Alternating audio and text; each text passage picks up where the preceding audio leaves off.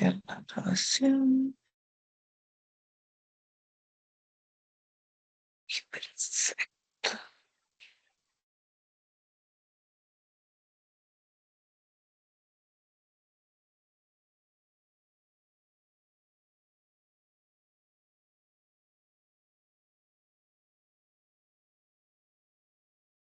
Perfecto.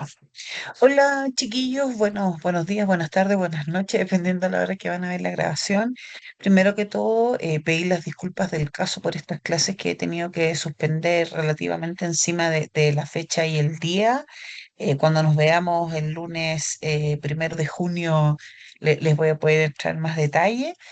Por ahora les voy a dejar grabada la clase de Derechos de Autor y Trabajo Colaborativo en Red, como también voy a dejar grabada las clases de inteligencia artificial y las actividades respectivas. Un poco para ponernos en el contexto y en las fechas. eh, Vamos a hacer, en el fondo, dos clases, ¿verdad? La de Derechos de Autor y Trabajo Colaborativo, que es la que va a quedar en esta grabación, la clase de Inteligencia Artificial y, por supuesto, que hay una modificación en el calendario académico respecto de las evaluaciones, que la teníamos para la semana del 1 de junio, ahora la vamos a tener para la semana del 8 de junio. Sí, pero vamos a resolver todas esas dudas cuando no nos podamos reencontrar en la sala. Lo que respecta a la clase de hoy es sobre derechos de autor, ¿sí? Dentro de los derechos de autor hay un concepto que se llama propiedad intelectual, donde existe una organización mundial de propiedad intelectual que es la OMPI, donde ellos indican o dividen, ¿verdad?, todo este concepto en dos áreas, la propiedad industrial y el derecho de autor. ¿Sí? Dentro de la propiedad industrial está todo el concepto de patentes, de diseños industriales, algunas marcas adheridas. Si usted el día de mañana quiere crear un servicio o un producto, puede patentarlo, ¿verdad? Eso como propiedad industrial. En cambio, los derechos de autor, perdón, voy a minimizar acá. En cambio, los derechos de autor es todo lo que tiene que ver con creaciones artísticas, obras musicales, libros, pinturas, esculturas, películas, todo lo que tenga que ver alguna obra también realizada por algún medio tecnológico a través de un programa informático, que eso es importante porque hoy hay una disputa ahí respecto a medios tecnológicos por el uso de inteligencia artificial. eh, Todo eso entra en el derecho de autor. ¿Sí? Entonces tenemos dos ramas, la propiedad intelectual y el derecho de autor. Acá lo desglosamos un poquito más de la OMPI, donde la propiedad industrial, si bien son estas invenciones, es alguna idea que tiene alguna solución posible mediante el uso de alguna tecnología, alguna técnica, ¿ya? Pero fíjense que ahí la propiedad industrial protege a los inventores contra toda utilización de su invención. O sea, si usted patenta algo que dio una solución a un problema técnico, y alguien lo plagia, lo copia, le roba, usted está en todo su derecho de exigir un pago, a veces hay en algunas ocasiones hasta disculpas públicas por la utilización de su invención porque usted está patentado. Ojo que si usted creó algo, lo publica y no lo tiene patentado, perfectamente puede venir alguien y roba la idea, lo patenta a su nombre y, digamos, está cumpliendo con la normativa legal. ¿Sí? No está incurriendo en ningún acto delictivo si es que no está patentado. En cambio, el derecho de autor protege a todos nosotros que somos los titulares de nuestro derecho contra un tercero que se le llama, ¿verdad? Que fíjense, que copie o utilice la forma en que fue expresada mi obra original.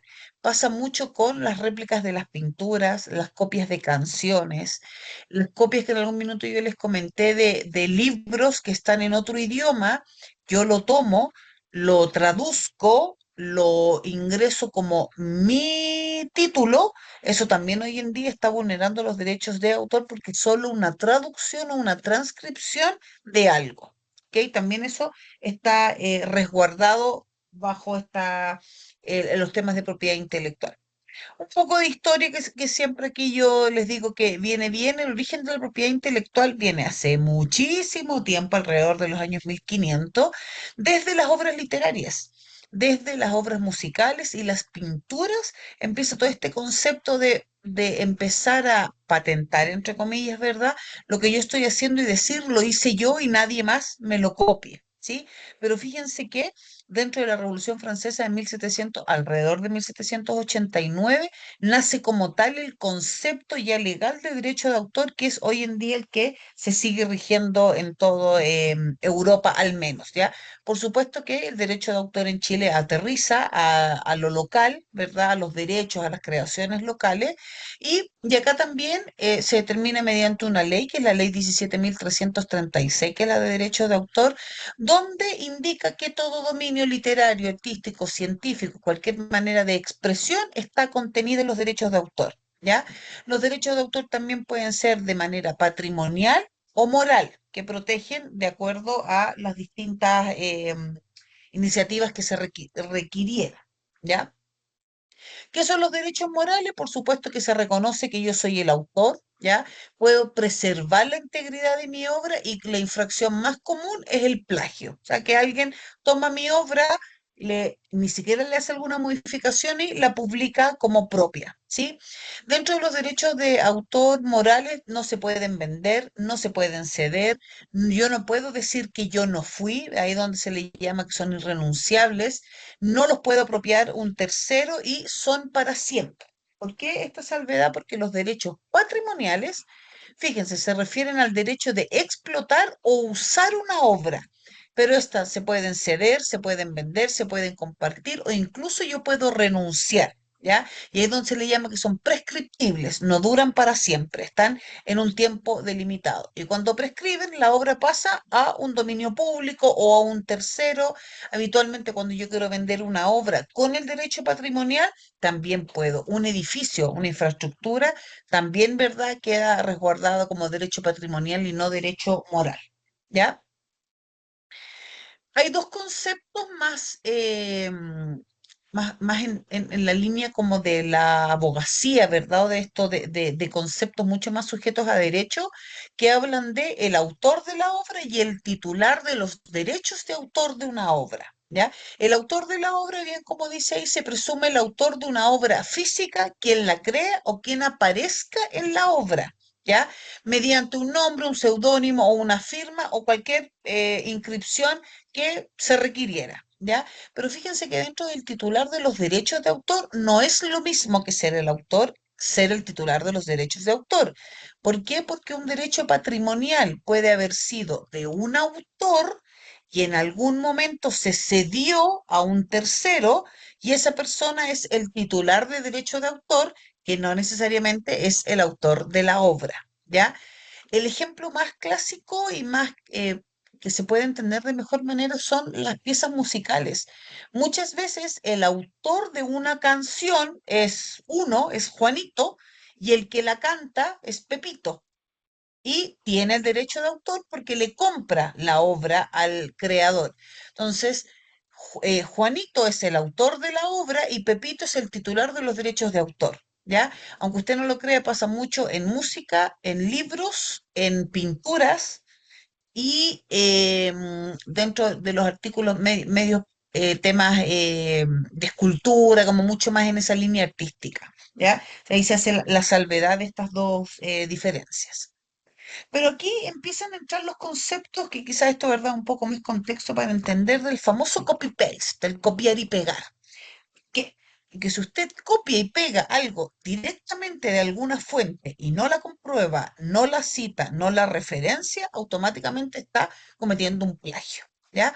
¿Qué es un plagio? Es el acto de presentar una idea de otra persona como que si fuera propia. ¿Ya? Según Landrum, en un artículo que escribió el 2012, define plagio, fíjense, como esencialmente la falta de no dar crédito a otro por una obra o algo que correspondiera. No pasa nada si yo tomo un libro o un artículo que me sirve para realizar algún trabajo académico, pero debo citarlo, debo referenciar que estoy obteniendo información de esa obra literaria o video o lo que fuera, ¿ya? Importante, ¿yo puedo poner citas textuales? Sí, siempre y cuando las referencie. Ya que el gran em, no plagio es la cita o la referencia, ¿sí? Nosotros estamos muy acostumbrados y ahora el mundo de las herramientas de inteligencia artificial vino a decir, oye, busca algo en ChatGPT, lo entrega, yo lo copio y lo pego textual, pero no compruebo de dónde me sacó la información, si viene de una cita, no le pido que me cite, que me referencie, entonces se vuelve cada vez más fácil hoy en día detectar un plagio, porque además hay herramientas de inteligencia artificial que detectan el porcentaje de plagio que usted está sacando de algún artículo o de algún trabajo que haya estado en la red. ¿Sí? ¿Cuáles son los tipos más comunes de plagio? El copiar y pegar, ¿verdad? Sin citar, sin nada y textual, es el clásico, pero también hacer una adaptación. A veces nos pasa que voy, copio de un lado, pego acá, pongo una frase, le digo a ChatGPT u otra herramienta de inteligencia artificial, mejórame un poquito la redacción y te arma un mix, que ahí se llama, ¿verdad? Un mosaico y me entrega una información. Eso sigue siendo plagio, solo que está visualmente modificado. ¿Ya? Al no citar o referenciar, ¿ya? El parafrasear, el parafrasear sin citar o el parafrasear inadecuadamente es cuando yo le cambio una coma, le cambio una tilde, le cambio una palabra, pero poquitas cosas que le cambio, efectivamente eso es un parafraseo inadecuado. Estoy haciendo igual una copia. ¿Ya? Fíjense el sin citar cuando escribo un párrafo que apoya que alguien dijo algo y no lo cito. Entonces a veces uno pone, podría poner, oye, según Netter, que es un atlas de anatomía humana, él dijo que, y es porque usted lo leyó en un artículo en algún momento, pero si no va citado, es un parafraseo sin cita y eso también está considerado como plagio, ¿ya? Por supuesto que usar ideas de un compañero, de una conversación, de algo que usted escuchó por ahí, también se considera como un plagio, ¿ya?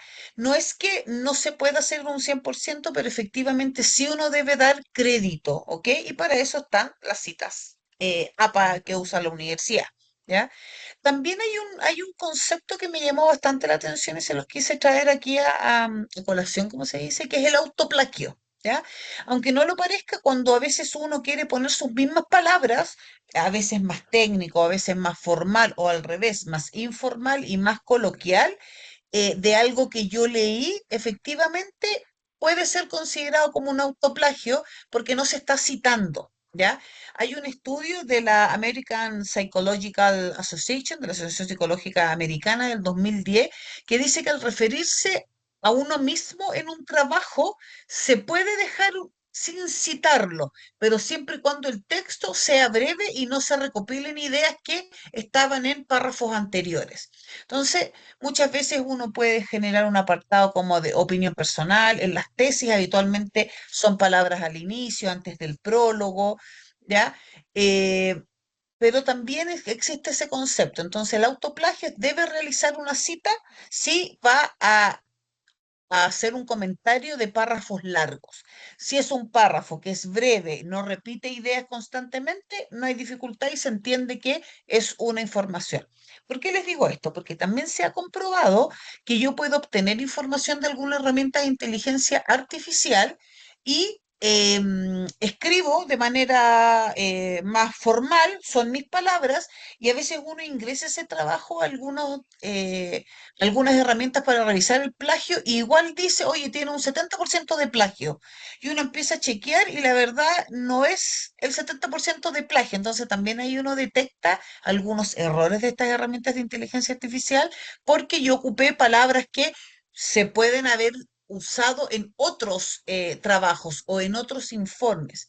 O también, ¿qué pasa? Por ejemplo, si nosotros podemos cargar esta presentación y yo lo ingreso a una herramienta de inteligencia artificial, lo más probable es que me aparezca un 70, un 80% de plagio por el logo, por las letras, por el tipo de títulos, porque estaba en otra clase que subió otro profesor en algún momento, entonces ahí también se va generando un sesgo. No digo que no sean eficientes, pero tampoco están 100% ajustadas estas herramientas para revisar los plagios, ¿ya?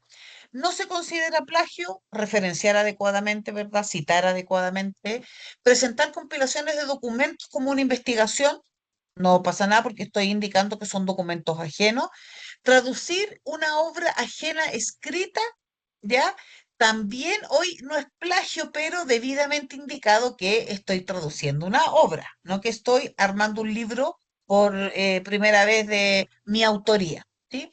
Emplear ideas que son de conocimiento público, que no hay ni un autor específico, un refrán, una moraleja, también hoy en día no son plagio, ¿sí?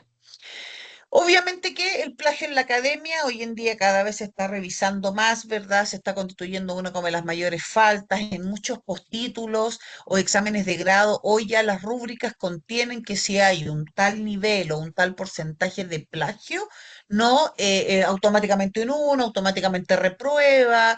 Magísteres, hoy en día diplomados, oye, si usted es la tarea tiene más de un 60% de plagio, también es reprobado por una falta a la ética. Entonces, la verdad es que hoy en día eso también está siendo revisado y plagiar hoy es robar una idea o robar palabras, ¿ya? Por eso ahí se los marqué en negrito. Hay algunas, muchas herramientas, ¿verdad?, para detectar plagio, que yo les traje algunas con de herramientas digitales, hay algunas que están diseñadas mucho más para hacer copiado y textos académicos, otras con información más gubernamental, otras con antiplagio según la capacidad que tienen para identificar alguna traducción de alguna lengua extranjera. Entonces hay diversas, acá yo les traje algunas, Just Done, es un detector de plagio gratuito, verifica toda la originalidad de tu texto, puedes subir el texto. Hay algunas herramientas también que puedes subir audios, puedes subir videos y también los detecta, ¿ya? El Expert Chat Inteligencia Artificial es el que más se utiliza porque ahí uno puede subir el texto o puede subir el artículo completo y automáticamente entrega el porcentaje de plagio, ¿ya? Las herramientas gratuitas habitualmente no entregan el dónde está sacando la información, ¿ya? Por ejemplo, las universidades o la educación en general ocupa una herramienta que se llama Safe Assign, donde yo cargo el trabajo del estudiante y me dice, oye, tienes un 52% de plagio, y me marca con colores los párrafos o las palabras que encontró que estaban plagiadas, ¿ya? Pero no me dice de dónde se sacó esa información. Entonces, también eso hoy día se podría considerar una brecha que alguna herramienta a mí sí me podría indicar el porcentaje de plagio, dónde sacó la información y además marcarme con colores palabras o que se repiten mucho o que están fuera de contexto o que le pidió alguna herramienta de inteligencia artificial que le mejorara la redacción, por ejemplo, ¿ya? El Slides Kicker, verificación de plagio también, esto está mucho más orientado a libros, a textos, que más tipo de escritores profesionales, ¿ya? Este también es un portal de detección que está siendo bien utilizado porque utiliza formato Word. Hay algunos también que tienen restricciones desde el formato que se sube, PDF, Word, un PPT, un podcast, un video, un enlace de YouTube, etcétera, ¿ya? Este es una de las plataformas que permite, ahí yo les puse diseñado por la Universidad de Maryland, pero que opera como tipo formato Word. Entonces es sencillo, es práctico, tiene una interfaz amigable, entonces está siendo bien utilizado ahora para medir los porcentajes de plagio de trabajo o investigaciones, etcétera. ¿Ya? Y acá yo les puedo dejar una pregunta que nos podríamos hacer, como más allá de si yo lo califico o no por un uno o lo repruebo. En el fondo la pregunta es cómo contribuye su hábito de citar correctamente a su propia rigurosidad científica o su reputación como un futuro profesional. Porque el día de mañana usted no sabe si se va a dedicar a lo mejor a la investigación, si le gusta, o va a estudiar otra carrera, o va a trabajar y se va a especializar en algo más especializado, para la redundancia de geología. Entonces, finalmente, dice, hoy no, es que yo no sé citar, no me parece que es importante. Entonces, de repente me dice, oye, ¿cómo me contribuye a mí el hábito de hacer una cita correctamente, el conocer herramientas tecnológicas para poder hacerlo, pero yo les dejaría más la inquietud de cómo eso le va a marcar en su vida profesional futura, ¿ya? De el hacer las cosas como se tienen que hacer y ética y responsablemente en el uso de información. Un poco va a invitarlos a que reflexionen desde ese punto de vista, ¿sí? Aquí vamos a hacer dos actividades en la clase de hoy, que también la vamos a resolver el día primero, pero aquí los invito a que en parejas puedan reflexionar un texto que se llama Están claros los límites de la ética en educación e inteligencia artificial. El texto ya lo tienen en su aula digital, ¿ya? La idea es que realicen una reflexión de ese texto y hagan una presentación, PowerPoint, Canva, Slide Diego, yo les puse Gamma IA, en donde estimen conveniente, ¿ya? Pero hacer una reflexión de el texto. El texto no es extenso, tienen un par de páginas y no debería pasar de una o dos páginas en la reflexión que ustedes hagan, ¿sí? Importante es que me lo deben enviar al correo de la universidad. Vamos a dar las dos actividades, plazo hasta el viernes 5 a las 18 horas, que es van a tener aproximadamente entre que subo el video y la actividad una semana, ¿ya? Importante es que el trabajo lo guarden como está señalado ahí, su nombre y su apellido y guión bajo reflexión, para yo poder después hacer el checklist de enviado o no. Todas estas actividades que vamos a hacer, que son tres, son actividades sumativas para la evaluación 2, que es un análisis de caso. ¿Ok? Entonces, estas evaluaciones sí tienen un porcentaje de la nota de la evaluación 2 para que usted sepa. ¿Ok?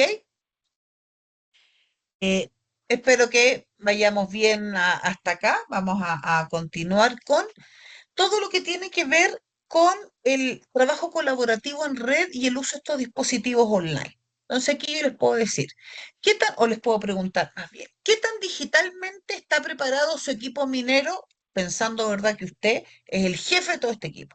Entonces yo le digo, un equipo de estudiantes debe preparar un informe técnico sobre riesgos operacionales de una faena minera.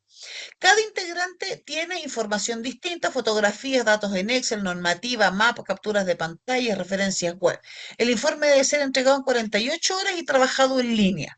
Usted no está siendo estudiante, sino que está siendo jefe. Entonces yo empiezo a decir, oye, las preguntas que le puedo decir, le puedo preguntar a los estudiantes, ¿dónde van a guardar los archivos? ¿Cómo van a evitar que se pierdan las versiones anteriores de los documentos? Porque eso hoy en día para mí sí sería relevante. ¿Cómo vamos a saber quién modificó o no alguna parte? ¿Cómo van a proteger la información? ¿Qué imágenes o textos podrían usar legalmente? ¿Qué errores digitales pueden afectar el trabajo en equipo? Entonces, es una pregunta que si bien ustedes hoy en día se posicionan como el jefe del equipo minero, también son preguntas que se debería realizar como estudiante, ¿verdad? ¿Dónde está guardando la información? ¿Cómo realiza un trabajo colaborativo? ¿Cómo tiene resguardos para saber si alguien hizo o no una modificación? Si guarda o no las versiones de algunos trabajos, si cita o no imágenes, videos, etcétera. O más bien, fíjense qué errores digitales puede pasar. O sea, a lo mejor yo le doy permiso a más gente de la que debería y elimina todo el trabajo el día antes de la presentación final, por ejemplo, ¿ya? Entonces la idea también es invitarlos ahí a reflexionar. Preguntas. Si una imagen está en Google, ¿usted podría usarla libremente? Si uno dice, oye, hoy no, ¿la puedo ocupar? Sí, pero la debo citar. ¿Ok? ¿Google Drive le permite editar documentos en tiempo real? Por supuesto que sí, en trabajo colaborativo en red. ¿Ya? ¿Compartir un archivo con enlace público siempre es seguro? Falso. Hoy debe revisar y comprobar que ese enlace sea seguro. ¿Sí? ¿El historial de versiones permite recuperar los cambios anteriores? Por supuesto, una de las razones por las cuales usted debe guardar las distintas copias o versiones de su trabajo es por lo mismo, para poder resguardar ABC motivo, lo tenía en un disco duro, en un pendrive, en el correo y se le perdió, va a tener al menos hasta una parte avanzado las versiones anteriores a no tener nada. ¿Ya? El caso, pero aquí clásico, es que antiguamente cuando los estudiantes hacían sus tesis, tenían o un pendrive o en ese momento un CD, un disquete, un disco duro, solo la información ahí. Y a ese motivo le robaron el computador, se le echó a perder el disco duro, le pasó algo, se quedaban sin toda su tesis por no tener versiones ni respaldos de algo tan relevante. ¿Ya? ¿Citar una fuente digital ayuda a respetar la propiedad intelectual? Por supuesto que sí, es una de las cosas fundamentales de las citas o las referencias. ¿Ok? Dentro de esta configuración de dispositivos online, por supuesto que hoy el mercado laboral ¿qué esperaría de usted que sepa usar un notebook, una tablet, un teléfono, acceder a plataformas institucionales, su correo electrónico, a carpetas compartidas, a poder sincronizar archivos entre la nube y un Google Drive o un OneDrive en sus equipos, ocupar distintos tipos de aplicaciones para gestionar proyectos, cómo se va a comunicar con el equipo que no sea de manera manual? O sea, hoy ya eso la industria espera de ustedes, ¿ok? Entonces eso se habla cuando hablamos de configuración de dispositivos online. Acá yo les dejo una tablita de elementos básicos, en el fondo un correo, una cuenta institucional, para qué le podría servir y cómo usted la podría utilizar. Pero fíjense que además, volvemos a recalcar, las conexiones de Wi-Fi segura, las nubes digitales públicas o privadas, cómo van a ser los permisos de acceso. Pasa muchas veces que la industria, tú puedes realizar ciertas acciones en las dependencias de tu empresa por seguridad de la conectividad, hasta acceder a SAP o alguna plataforma, cambiar tus usuarios, tus contraseñas, siempre tiene que estar bajo una conexión segura y no lo puedes realizar en tu domicilio, por ejemplo. ¿Ya? Dentro del trabajo colaborativo en red también se espera que usted puede, fíjense, construir, revisar, editar y compartir información desde, insisto, la nube, equipo, evitar duplicidad de archivos, poder hacer revisiones de gestión de proyecto en tiempo real. Usted va a ser jefe y tiene que estar monitoreando a todo su equipo. ¿Cómo lo haría? Que le estén mandando Excel, que le estén mandando correo todos los días o haría una plataforma compartida para poder hacer una revisión sin eh, tener que estar agobiando al equipo, que hoy en día puede ser perfectamente anunciado como un acoso laboral, si usted está todo el tiempo preguntándole al equipo cómo van. Hoy una herramienta de trabajo colaborativo en red perfectamente podría ser que usted revisa los avances en tiempo real en distintos tipos de plataformas. ¿Ok? ¿Ya? Algunas herramientas sugeridas, aquí son sugeridas, ¿verdad? El OneDrive, los documentos, todo lo que es Office Online, el Word, el Excel, el PowerPoint, pero fíjense que además también hay herramientas de gestión de proyectos, Trello, Planner, Notion, Canva, Paddle, Jamboard, o sea, hay un montón, ¿ya? Yo les recomiendo Trello o Notion para gestionar proyectos, que ya la hemos revisado, pero son las que más se están utilizando. Y hoy también se ha generado un debate de Padlet o de Jamboard, ¿ya? Padlet o Jamboard son herramientas, como dice ahí, para hacer lluvia de ideas, para hacer mapas de problemas, pegar estos posits digitales. Entonces, muchas veces cuando uno hace un trabajo, primero genera un contexto, entonces este tipo de aplicaciones y plataformas viene a ayudar mucho a este brainstorming que se llama, donde ya tengo todas las ideas y empiezo a aterrizar para poder llegar a mi proyecto final. ¿Ok? También hay conceptos de cómo se puede conectar el derecho de autor con la propiedad intelectual. O sea, por ejemplo, el concepto de derecho de autor hoy en día protege las obras, ¿verdad?, creadas por personas. ¿Qué protege? Texto, imagen, video, gráfico. ¿Sí? La propiedad intelectual protege creaciones como un software que usted perfectamente podría crear, un manual técnico, un diseño de algo. O sea, fíjense, el plagio, presentar una obra algo como no es, o sea, hoy un copy-paste directamente de internet sin citar automáticamente es plagio. ¿Ok? Además, también han ido apareciendo distintos tipos de herramientas y esta no la conocía tan en profundidad y la empecé a revisar.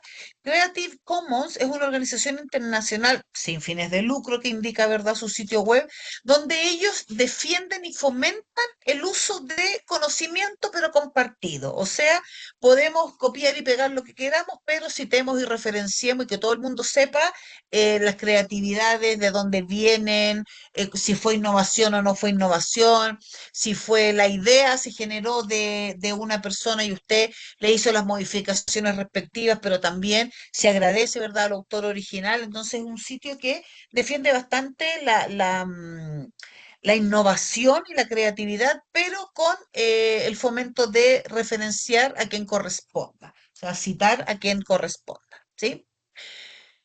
Ejemplos, un grupo realiza una presentación sobre automatización en minería y usa una imagen de un camión que encontró en Google, un gráfico de una producción minera de una página web, un texto de una noticia de la minería 4.0 que hoy en día se habla tanto y un video en YouTube.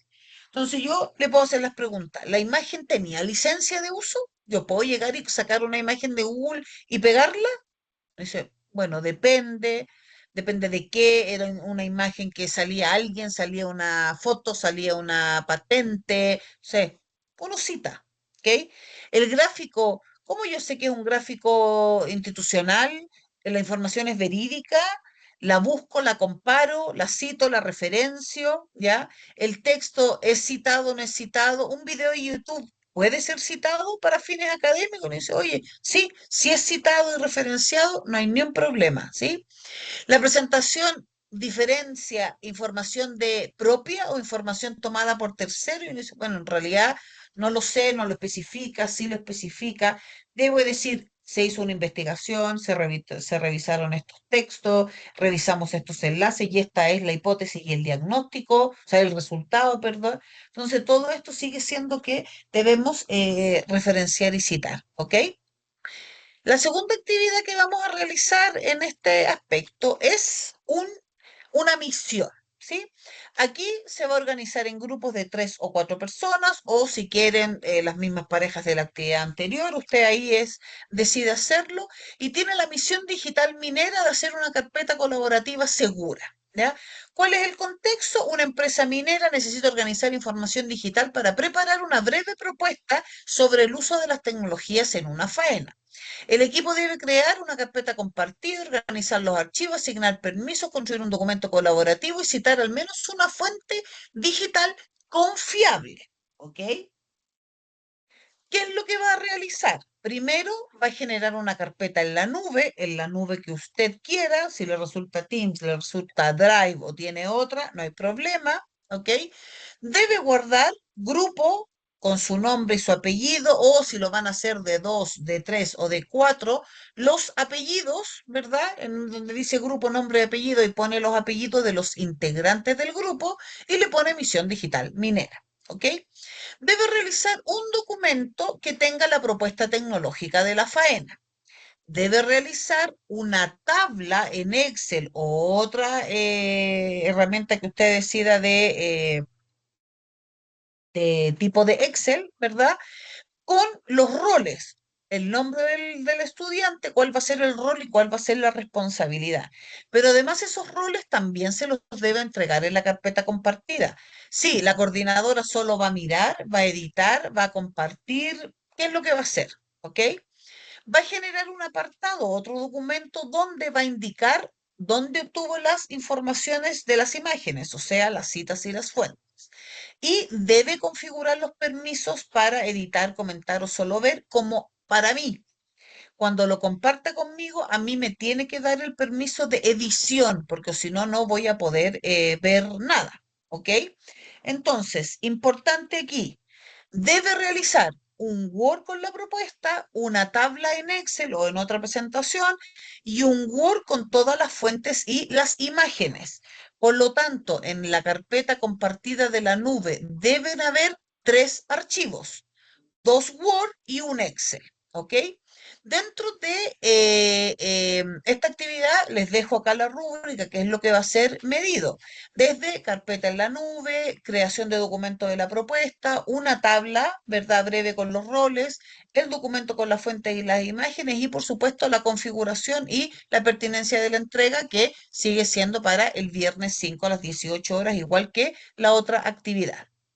La idea también de este tipo de actividades es que usted después haga una reflexión de cómo le fue. Y aquí un semáforo puede servir, ¿verdad? Como pensando que el rojo es de necesita apoyo, el amarillo lo entiendo, pero necesito practicar, y el verde, en verdad, lo puedo hacer sola. Y les dejo 6 preguntas que les puede servir de reflexión. Pudo crear la carpeta compartida, perdón, pudo configurar los permisos de edición, pudo citar las imágenes o las fuentes, pudo revisar el historial de versiones, pudo trabajar con un documento colaborativo con las integrantes del grupo y pudo diferenciar el uso legal o ilegal de algún contenido digital. Yo los invitaría a ese tipo de reflexión después de la actividad. ¿Ok? Yo les voy a dejar de compartir para reforzar. Esta es la grabación de la clase 7 de Derechos de Autor y Trabajo Colaborativo en Red con dispositivos online. ¿Ok? Hay dos actividades en el interior de la presentación, de la grabación más bien. La clase y el texto ya están subidos en su aula digital. Lo vamos a resolver el 1 de junio en la clase, ¿verdad? Idealmente pudiesen llevar sus equipos tecnológicos si tienen un notebook, una tablet o si su teléfono le permite hacer para que podamos hacer las actividades en la misma hora de la clase y así ir resolviendo dudas. Recordar las dos actividades tienen notas, son notas sumativas para la segunda evaluación, que va a ser el 8 de junio. No es una evaluación teórica, es una evaluación de análisis de caso y es parte de la segunda calificación que tiene una valoración de 30%. ¿Ok? Me voy a demorar lo más probablemente unos minutitos en que el video deje de grabar y poder compartirles el link para subírselos a su aula digital y así lo puedan revisar. ¿Ok? Vamos a finalizar la grabación.